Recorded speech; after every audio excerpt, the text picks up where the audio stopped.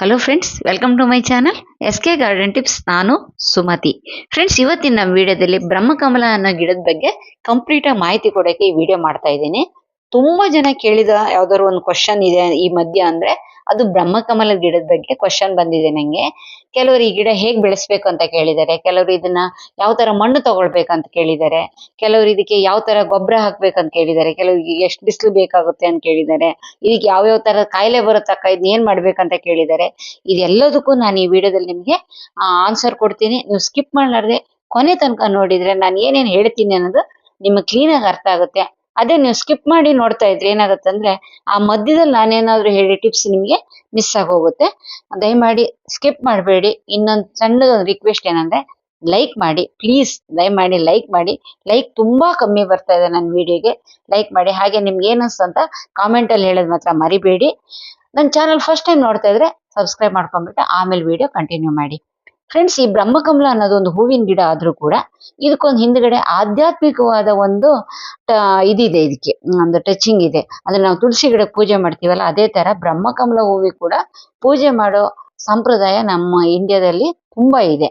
ಈ ಕೆಲವು ಅಕ್ಕಂದ್ರು ತಂಗಿಯಂದ್ರು ಅರ್ಧ ರಾತ್ರಿ ತನಕ ಹೂವು ಆಗೋ ತನಕ ಕಾದ್ಬಿಟ್ಟು ಹೀಗೆ ಪೂಜೆ ಮಾಡೋದು ಕೂಡ ಈ ಹೂವಿಗೆ ನಾನು ನೋಡಿದೀನಿ.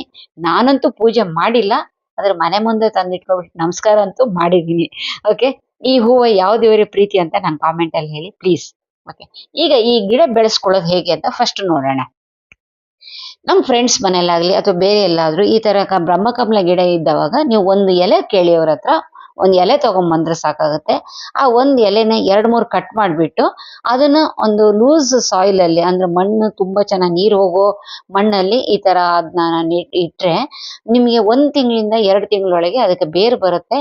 ಹಾಗೆ ಈ ಎಲೆಗಳಲ್ಲಿ ಒಂದ್ ಸ್ವಲ್ಪ ಕಟ್ಟಿಂಗ್ ಇದ್ದಂಗಿರುತ್ತೆ ನೋಡಿ, ಒಂಥರ ಆ ಏನಂತಾರೆ ಅದಕ್ಕೆ, ಸೈಡಿಗೆಲ್ಲ ಕಟಿಂಗ್ ಇರುತ್ತಲ್ಲ, ಅಲ್ಲೆಲ್ಲ ಒಂದೊಂದು ಚಿಗುರು ಬರಕ್ ಚಾನ್ಸಸ್ ಇರುತ್ತೆ.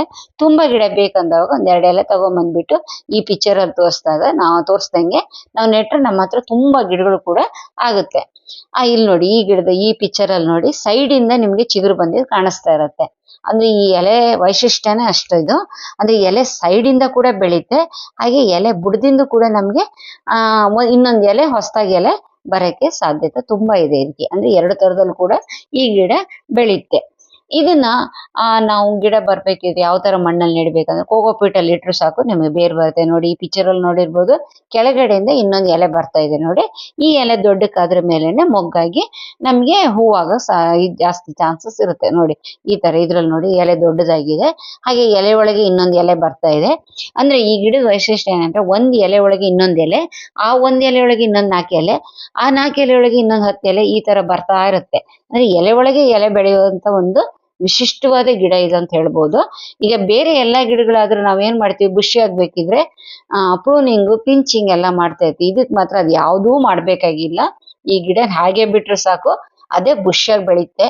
ಅಂದ್ರೆ ಅದು ಸ್ವಲ್ಪ ನಾವು ಅದಕ್ಕೆ ಗೊಬ್ಬರ ಇಂಥದ್ದೆಲ್ಲ ಸ್ವಲ್ಪ ಜಾಸ್ತಿ ಕೊಡ್ತಾ ಇರ್ಬೇಕು. ನೋಡಿ, ಈ ಸ್ಟೇಜ್ ಅಲ್ಲಿ ಇದ್ದಾಗ ಇದನ್ನ ಬೇರೆ ದೊಡ್ಡ ಪಾಟಿಗೆ ನಾವು ವರ್ಗಾವಣೆ ಮಾಡ್ಕೊಬೇಕು. ಅಂದ್ರೆ ಟ್ರಾನ್ಸ್ಪ್ಲಾಂಟ್ ಮಾಡ್ಕೊಂಡ್ರೆ ತುಂಬಾ ಚೆನ್ನಾಗಿ ಬೆಳೆಯುತ್ತೆ. ನೋಡಿ, ಇದಕ್ಕೆ ಇನ್ನೊಂದೇನಂತ ಹೇಳಿದ್ರೆ, ಈ ಗಿಡಕ್ಕೆ ಸಪೋರ್ಟ್ ಕೊಡೋದು ತುಂಬಾ ಇಂಪಾರ್ಟೆಂಟ್. ಇಲ್ಲಾಂದ್ರೆ ಆ ಎಲೆ ಸ್ವಲ್ಪ ದಪ್ಪ ಇರೋದ್ರಿಂದ ಕೆಳಗಡೆ ಬಗ್ಗಿ ಹೋಗುತ್ತೆ. ಬಗ್ಗಿ ಹೋದಾಗ ನಮ್ಗೆ ಏನಾಗುತ್ತೆ ಅಂದ್ರೆ ನೋಡಕ್ಕೆ ಚಂದ ಕಾಣಿಸಲ್ಲ. ಒಂದು, ಎರಡನೇದಾಗಿ ಗಿಡ ಸರಿಯಾಗಿ ಬೆಳವಣಿಗೆ ಆಗೋದಿಲ್ಲ. ನೋಡಿ, ಈ ತರ ಬುಷಿಯಾಗಿ ಬೆಳೀತೆ. ಅಂದ್ರೆ ಎಲೆ ಒಳಗಿಂದ ಎಲೆ ಎಲ್ಲ ಬೆಳೀತಾ ಇರೋಕ್ಕೋಸ್ಕರ ಬುಡದಲ್ಲಿ ಸ್ವಲ್ಪ ಸಣ್ಣಕ್ಕಿದ್ರು ಕೂಡ ಮೇಲ್ಗಡೆ ನಮ್ಗೆ ಬುಷಿಯಾಗಿ ಕಾಣಿಸ್ತಾ ಇರುತ್ತೆ. 1-2 ವರ್ಷ ಹಿಡಿಯುತ್ತೆ ಇದಕ್ಕೆ. ಇದ್ರ ಮೊಗ್ಗು ನೋಡಿ ಎಲೆ ಒಳಗೆ ಬರುತ್ತೆ. ಬೇರೆ ಗಿಡದ ತರ ಭೂಮಿ ಒಳಗಡೆಯಿಂದ ಏನಾದ್ರು ಬರೋದು ಅಥವಾ ಅದಕ್ಕೆ ಚಿಗುರೊಳಗಿಂದ ಬರೋದು ಈ ತರ ಏನಿರಲ್ಲ. ಇದು ಎಲೆ ಒಳಗೇನೆ ಮೊಗ್ಗು ಬಂದ್ಬಿಟ್ಟು ಹೂ ಆಗುತ್ತೆ. ನಮ್ಮ ಮೊಗ್ಗು ಕಾಣಿಸ್ಕೊಂಡು ಒಂದು 4-5 ದಿವಸದೊಳಗೆ ಮೊಗ್ಗು ದೊಡ್ಡದಾಗ್ಬಿಟ್ಟು ಅರಳಕ್ಕೆ ಸ್ಟಾರ್ಟ್ ಆಗುತ್ತೆ. ಸಾಯಂಕಾಲ 7 ಗಂಟೆಯಿಂದ ಅರಳಕ್ಕೆ ಸ್ಟಾರ್ಟ್ ಆಗುತ್ತೆ. ರಾತ್ರಿ 10 ಗಂಟೆ 11 ಗಂಟೆ ಅಷ್ಟೊತ್ತಿಗೆ ಕಂಪ್ಲೀಟ್ ಆಗಿ ಅರಳುತ್ತೆ. ನೋಡಿ, ಈ ತರ ಮೊಗ್ಗಿದ್ದು ನಾವು ನೋಡ್ತಾನೆ ಅದನ್ನ ಒಳ್ಳೆ ಚಂದ, ಅದು ಒಳ್ಳೆ ತುಂಬಾ ಚಂದ ಇರುತ್ತೆ ಅದು ನೋಡೋದು. ನಿಮ್ಗೆ ಏನಾದ್ರು ಅನುಕೂಲ ಇದ್ರೆ ಹೂವು ಅರಳುತ್ತಿದ್ದಾಗ ಪಕ್ಕದಲ್ಲಿ ಕೂತ್ಕೊಂಡ್ಬಿಟ್ಟು ನೋಡ್ತಾ ಇರಿ, ತುಂಬಾ ಚೆನ್ನಾಗಿ ಕಾಣಿಸುತ್ತೆ. ಇದು ಜಾಸ್ತಿಯಾಗಿ ನಮ್ಗೆ ರಾತ್ರಿ ಅರಳೋ ಬ್ರಹ್ಮಕಮಲನೇ ಕಾಣಿಸುತ್ತೆ. ಆದ್ರೆ ರೇರ್ ಆಗಿ ಸ್ವಲ್ಪ ಕಮ್ಮಿ ಜನರ ಹತ್ರ ಇರೋದು ಏನಂದ್ರೆ ಡೇ ಬ್ಲೂಮ್, ಅಂದ್ರೆ ಹಗಲು ಹೊತ್ತಿಗೆ ಅರಳುತ್ತೆ. ಆದ್ರೆ ಅದು ಹೂವು ಸ್ವಲ್ಪ ಸಣ್ಣ ಸೈಜಲ್ಲಿ ಇದೆ. ನನ್ನ ಹತ್ರ ಎರಡೂ ತರದ ಬ್ರಹ್ಮಕಮಲ ಇದೆ, ಅಂದ್ರೆ ರಾತ್ರಿ ಅರಳೋದು ಇದೆ, ಹಗಲು ಅರಳೋದು ಇದೆ. ಆದ್ರೆ ನಾನ್ ಮಾಡಿದ ಒಂದು ತಪ್ಪಿಂದ ಏನಾಗಿದೆ ಅಂದ್ರೆ ದೊಡ್ಡ ಗಿಡ ಸತ್ತೋಗ್ಬಿಡುತ್ತೆ ನಂದು. ಅಂದ್ರೆ ಬೇರೆ ಕೆಲಸ ಮಾಡಿಸ್ತಿದ್ದವಾಗ ಸ್ವಲ್ಪ ನೆಗ್ಲೆಕ್ಟ್ ಆಯ್ತು, ಅದರಿಂದ ದೊಡ್ಡ ಗಿಡ ಸತ್ತೋಗಿದೆ. ಸಣ್ಣ ಸಣ್ಣ ಎಲೆಗಳು ಮಾತ್ರ ಇದೆ. ಒಂದ್ ವೇಳೆ ಜಾಸ್ತಿ ಬಂದಾಗ ನಾನು ನಿಮ್ಗೆ ಎಲ್ಲರೂ ಶೇರ್ ಮಾಡಕ್ಕೆ ಟ್ರೈ ಮಾಡ್ತೀನಿ. ಇಲ್ಲ ಯಾರು ಮಾರೋರು ಇದ್ರೆ ನಿಮ್ಗೆ ಅವ್ರ ಫೋನ್ ನಂಬರ್ ನಿಮ್ಗೆ ಕೊಡಕ್ಕೆ ನಾನು ಟ್ರೈ ಮಾಡ್ತೀನಿ. ಸರಿ, ಇದಕ್ಕೆ ಯಾವ ತರ ಮಣ್ಣು ತಗೊಳ್ಬೇಕು ಅಂತ ನೋಡೋಣ ಇವಾಗ. ನಿಮ್ಮ ಪ್ರಾಂತದಲ್ಲಿ ಅಂದ್ರೆ ನಿಮ್ ಜಾಗದಲ್ಲಿ ಯಾವ ಮಣ್ಣು ಸಿಕ್ಕುತ್ತೋ, ಕಪ್ಪು ಮಣ್ಣಾಗ್ಲಿ ಕೆಂಪು ಮಣ್ಣಾಗ್ಲಿ ತಗೊಳ್ಳಿ. ಒಂದ್ ಪೋರ್ಷನ್ ಮಣ್ಣು, ಒಂದ್ ಪೋರ್ಷನ್ ಗೊಬ್ಬರ, ಒಂದ್ ಪೋರ್ಷನ್ ಮರಳು, ಇದಕ್ಕೂ ಕೂಡ ಸೇಮ್ ತಗೊಬೇಕು. ಆದ್ರೆ ಸ್ವಲ್ಪ ಮಟ್ಟಿಗೆ ಮರಳನ್ನು ಸ್ವಲ್ಪ ಜಾಸ್ತಿ ತಗೊಳ್ಳಿ. ಅಂದ್ರೆ ಈ ಮಣ್ಣಲ್ಲಿ ನೀರು ನಿಂತಿರ್ಬಾರ್ದು, ಯಾವುದೇ ಕಾರಣಕ್ಕೂ ನೀರು ನಿಂತಿರ್ಬಾರ್ದು. ಗಿಡಕ್ಕೆ ಮಣ್ಣು ಏನಾದ್ರು ಕೆಸರಾಯ್ತಲ್ಲ ಅಂದ್ರೆ ಕೊಳತೋದಂಗ ಆಯ್ತಲ್ಲ ಅಂದ್ರೆ ಗಿಡ ಸತ್ತೋಗ್ಬಿಡತ್ತೆ.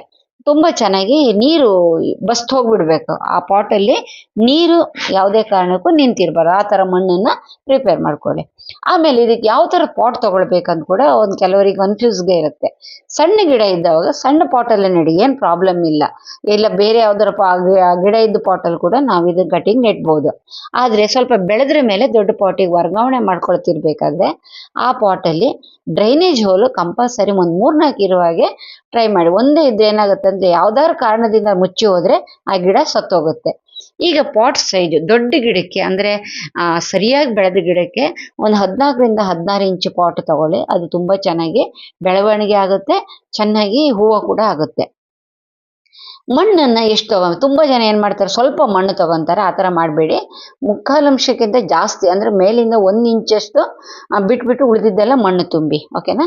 ಈಗ ಇನ್ನೊಂದು ನೆಕ್ಸ್ಟ್ ಕ್ವಶನ್ ಏನಂದ್ರೆ ಇದಕ್ಕೆ ಬಿಸಿಲು ಎಷ್ಟು ಬೇಕು ಅಂತ. ಫ್ರೆಂಡ್ಸ್, ಇದಕ್ಕೆ ಬಿಸಿಲು ಡೈರೆಕ್ಟ್ ಬಿಸಿಲು ಇದಕ್ಕೆ ಇಷ್ಟಪಡಲ್ಲ. ಇದು ಇಂಡೈರೆಕ್ಟ್ ಬಿಸಿಲು, ಅಂದ್ರೆ ಬೆಳಗಿನ ಬಿಸಿಲಾಗ್ಲಿ ಸಾಯಂಕಾಲದ ಬಿಸಿಲಾಗ್ಲಿ ತುಂಬಾ ಚೆನ್ನಾಗಿ ಇದು ಎಂಜಾಯ್ ಮಾಡುತ್ತೆ. ಇಲ್ಲ ಅಂದ್ರೆ ಡೈರೆಕ್ಟ್ ಸನ್ಲೈಟ್ ಅಲ್ಲದೆ ಸ್ವಲ್ಪ ಇಂಡೈರೆಕ್ಟ್ ಆಗಿ ಅಂದ್ರೆ ಸೆಮಿ ಶೇಡ್ ಅಲ್ಲಿ ಕೂಡ ತುಂಬಾ ಚೆನ್ನಾಗಿ ಬೆಳೆಯುತ್ತೆ. ಇದಕ್ಕೆ ಬಿಸಿಲು ಜಾಸ್ತಿ ಆದ್ರೆ ಈ ತರ ನೋಡಿ ಸನ್ ಬರ್ನ್ ಆಗುತ್ತೆ, ಅಂದ್ರೆ ಎಲೆಲಿ ಅಲ್ಲಲ್ಲಿ ಸುಟ್ಟಿಟ್ಟಂಗ ಆಗುತ್ತೆ. ಇದು ಏನ್ ಹೇಳ್ತಾ ಇದೆ ಈ ಗಿಡ ಅಂದ್ರೆ ನನ್ನೊಂದು ಸ್ವಲ್ಪ ನೆರಳಲ್ಲಿ ಇಡು ಅಂತ ಹೇಳ್ತಾ ಇದೆ. ಈ ತರದ ಗಿಡ ನಿಮ್ಮ ಹತ್ರ ಏನಾದ್ರು ಇದ್ರೆ ಇದನ್ನ ನೆರಳಲ್ಲಿ ವರ್ಗಾವಣೆ ಮಾಡಿ, ನೆರಳಲ್ಲಿ ಇಡಕ್ಕೆ ಟ್ರೈ ಮಾಡಿ. ಓಕೆನಾ. ಹಾಗೆ ಇದನ್ನ ಎಲ್ಲೆಲ್ಲಿ ಬೆಳೆಸ್ಬೋದು ಅಂದ್ರೆ ನೋಡಿ, ನಿಮ್ಮ ಮನೇಲಿ ದೊಡ್ಡ ದೊಡ್ಡ ಕಿಟಕಿ ಇದ್ರೆ ಅಂದ್ರೆ ಪೂರ್ವದಿಂದಾಗ್ಲಿ ಪಶ್ಚಿಮದಿಂದಾಗ್ಲಿ ಬರೋ ಬಿಸಿಲು ನಿಮ್ ಕಿಟಕಿ ಒಳಗಿಂದ ಮನೆಗೆ ಬರ್ತಾ ಇದೆ ಅಂದ್ರೆ ಆ ತರ ಕಿಟಕಿಲಿ ಕೂಡ ಇದು ಬೆಳೆಸ್ಬೋದು. ಈ ಬ್ರಹ್ಮಕಮಲನ ತುಂಬಾ ಚೆನ್ನಾಗಿ ಬೆಳೆಯುತ್ತೆ, ಈಸಿಯಾಗಿ ಬೆಳೆಯುವಂತ ಗಿಡ ಇದು. ಹಾಗೆ ಬಾಲ್ಕನಿ, ಕೆಲವರೆಲ್ಲ ಅಪಾರ್ಟ್ಮೆಂಟ್ ಅಲ್ಲೆಲ್ಲ ಇರ್ತಾರಲ್ಲ ಅಂಥವ್ರು ಕೂಡ ಈ ಗಿಡನ ಬೆಳೆಸಕ್ ಆಗಲ್ಲ ಅಂತ ಏನ್ ಇದ್ ಮಾಡ್ಬೇಡಿ. ಇದಕ್ಕೆ ಸ್ವಲ್ಪ ಬಿಸಿಲು ಸಾಕಾಗೋದಕ್ಕೋಸ್ಕರ ಇದನ್ನ ನೀವು ಧಾರಾಳವಾಗಿ ಬಾಲ್ಕನಿಯಲ್ಲಿ ಕೂಡ ಬೆಳೆಸ್ಬೋದು. ಹಾಗೆ ಇದನ್ನ ಹ್ಯಾಂಗಿಂಗ್ ಪಾಟ್ ಅಲ್ಲಿ ಕೂಡ ಬೆಳೆಸಕ್ಕೆ ಅನುಕೂಲವಾದ ಗಿಡ ಇದು. ನೋಡಿ, ನಿಮ್ಗೆ ಪಿಕ್ಚರ್ ಅಲ್ಲಿ ಕಾಣ್ತಿರ್ಬೋದು. ಇದು ಹ್ಯಾಂಗಿಂಗ್ ಪಾಟ್ ಅಲ್ಲಿ ಕೂಡ ತುಂಬಾ ಚಂದ ಬೆಳ್ಕೊಂಡು ಹೂವು ಆಗುತ್ತೆ. ಓಕೆನಾ. ಇದಕ್ಕೆ ನೀರು ಎಷ್ಟು ಬೇಕು, ಇದು ಇಂಪಾರ್ಟೆಂಟ್ ಆದ ಟಾಪಿಕ್ ಇದು. ಇದನ್ನ ಮಾತ್ರ ನೋಡಿ, ಇದಕ್ಕೆ ನೀರು ಜಾಸ್ತಿ ಹಾಕಕ್ ಹೋಗ್ಬೇಡಿ. ಅಂದ್ರೆ ಮಣ್ಣು ಒಂದ್ ಸ್ವಲ್ಪ ಒಣಗಿದೆ ಅಂತ ನಿಮ್ಗೆ ಅನ್ಸಿದವಾಗ ನೀರ್ ಹಾಕಿ. ಬೇರೆ ಗಿಡಕ್ಕೆ ಹಾಕ್ದಂಗೆ ದಿನಾಗ್ಲೂ ಒಂದ್ ಪೈಪ್ ಇಟ್ಕೊಂಡ್ಬಿಟ್ಟು ತುಂಬಾ ನೀರ್ ಹಾಕಿದ್ರಿ ಅಂದ್ರೆ ಮಣ್ಣು ಕೊಳ್ತೋಗುತ್ತೆ. ಅದನ್ನು ಕೂಡ ಪಿಕ್ಚರ್ ತೋರಿಸ್ತೀನಿ ನೋಡಿ. ಮಣ್ಣು ಕೊಳ್ತೋಗಿದೆ ಅಂತ ನಿಮ್ಗೆ ಹೇಗ್ ಗೊತ್ತಾಗುತ್ತೆ ಅಂದ್ರೆ ನೋಡಿ, ಈ ತರ ಇದ್ದಾಗ ಮಣ್ಣು ಕೊಳ್ತೋಗಿದೆ ಅಂತ ಅರ್ಥ. ಈ ತರ ಗಿಡ ಏನಾದ್ರು ಈ ತರ ಮಣ್ಣಲ್ಲಿ ಗಿಡ ಇದ್ರೆ ಆ ಮಣ್ಣನ್ನು ಕಂಪ್ಲೀಟ್ ಆಗಿ ತೆಗೆದ್ಬಿಟ್ಟು ಬೇರೆ ಪಾಟಿಗೆ ನೆಡಿ. ಹಾಗೆ ಇದಕ್ಕೆ ಯಾವ ತರ ಗೊಬ್ಬರ ಬೇಕು, ಇದಕ್ಕೆ NPK ಇರುವಂತದ್ದು ಕೌಡಂಗ್ ಕಾಂಪೋಸ್ಟ್ ಆಗ್ಲಿ, ಕಿಚನ್ ಕಾಂಪೋಸ್ಟ್ ಆಗ್ಲಿ, ವರ್ಮಿ ಕಾಂಪೋಸ್ಟ್ ಆಗ್ಲಿ ತುಂಬಾ ಚೆನ್ನಾಗಿರುತ್ತೆ. ನಿಮ್ಮ ಹತ್ರ ಯಾವ ತರ ಕಾಂಪೋಸ್ಟ್ ಇರುತ್ತೋ ಅದನ್ನ ಹಾಕಿ. ಅದು ತುಂಬಾ ಚೆನ್ನಾಗಿ ಬೆಳೀತಾ ಇರುತ್ತೆ. ಅಂದ್ರೆ ಇದಕ್ಕೆ ತಿಂಗಳಿಗೆ ಒಂದ್ಸರ್ತಿನಾರು ಒಂದೊಂದು ಮುಷ್ಟಿ ಕಂಪೋಸ್ಟ್ ಹಾಕ್ತಾ ಇರಿ, ತುಂಬಾ ಚೆನ್ನಾಗಿ ಬೆಳೆಯುತ್ತೆ.